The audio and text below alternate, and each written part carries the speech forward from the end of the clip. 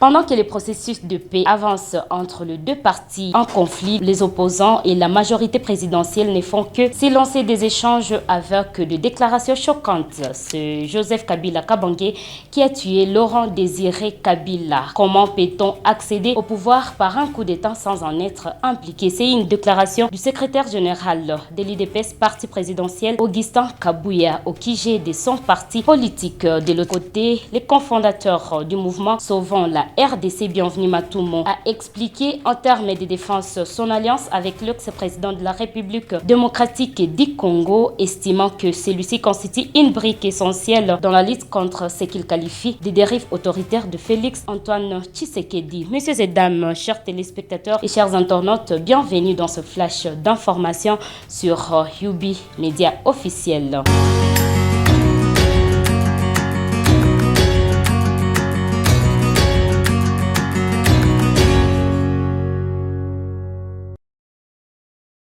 Deux alertes s'élèvent dans plusieurs villages dans la partie est de la République démocratique du Congo, précisément dans la province du Nord Kivu, en territoire de Walikale, dans les groupements Iana, où le chef de ces groupements a tiré la sonnette d'alarme sur la présence d'un groupe d'hommes lourdement armés qui se sont présentés dans ces groupements depuis déjà une semaine dans des villages de son entité, à précisant à Kabingu et à Mitamba, comme renseigne le Mwami Kitwa Nangoulou, chef de ces groupements.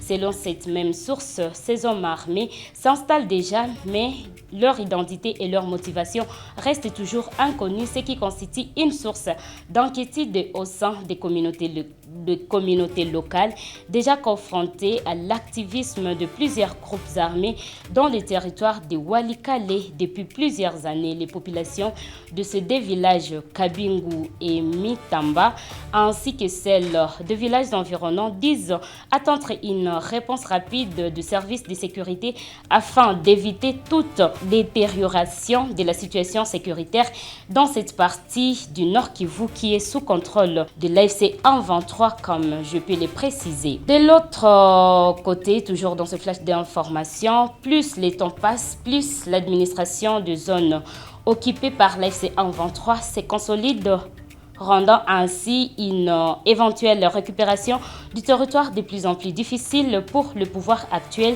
ou celui à venir, ce qui explique que l'État congolais ne se montre pas en mesure de sauver l'intégrité territoriale. C'est le constat sombre dressé par Monseigneur Donatien Cholé, secrétaire général de la SENCO, sur la situation militaire de la République démocratique du Congo. C'était au cours d'un Space Live de ce lundi organisé par les journalistes Tanis Boudjakera, au cours duquel Monseigneur Donatien Cholé a rejeté fermement toute accusation de complaisance envers la rébellion en affirmant que la SENCO n'a jamais et n'encouragera jamais la rébellion en République démocratique du Congo. Nous continuons avec nos actualités. Le secrétaire général de l'IDPS, Augustin Kabouya, a accusé Joseph Kabila d'être l'auteur de l'assassinat de son père, ancien président de la République démocratique du Congo. C'est lui qui a dirigé la RDC depuis 1997 jusqu'à 2001. Celui-ci a succédé à son père, Laurent Désiré Kabila, tué dans son bureau dans la ville de Kinshasa le 16 janvier 2001. Ces déclarations et les questions que celui-ci s'est posées: comment on peut accéder au pouvoir par un coup d'État sans en être impliqué? Ce n'est plus un secret pour personne. C'est Kabila qui a tué Laurent Désiré Kabila, a-t-il déclaré au QG de son parti politique. C'était lors de son habituel meeting politique, comme vous le savez, de chaque samedi devant ses militants, au cours duquel les députés nationaux tentaient de clarifier les propos qualifié d'injurieux de Félix Antoine Tshisekedi Tshilombo, président de la République démocratique du Congo, à l'endroit de son prédécesseur Joseph Kabila Kabange devant la diaspora congolaise après les chocs opposant la République démocratique du Congo au Portugal, à Houston, aux États-Unis. Dans ses explications, le patron du parti au pouvoir IDPS a indiqué que les mots du chef de l'État sur Joseph Kabila étaient en fait sortis sortis de leur contexte. D'après cet auteur, l'intention de Félix Antoine Tshisekedi, en qualifiant l'ancien président de la République démocratique du Congo de chien, était celle de les présenter comme celui qui était astreint à suivre à la lettre les injonctions du Rwanda.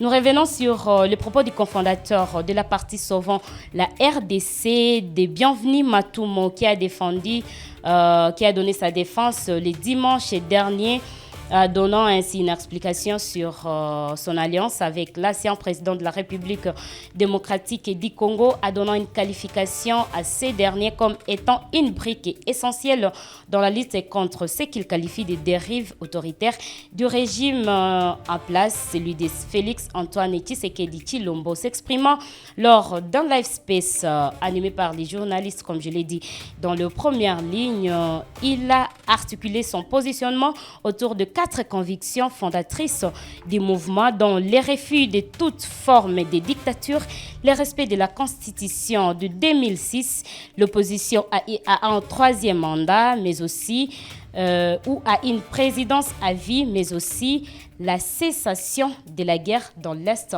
de la République démocratique du Congo. Merci d'être notre, messieurs et dames, dans ce flash d'actualité. À savoir plus, c'est dans la suite ou dans la prochaine production des Yubi Médias officiels. Merci et portez-vous bien.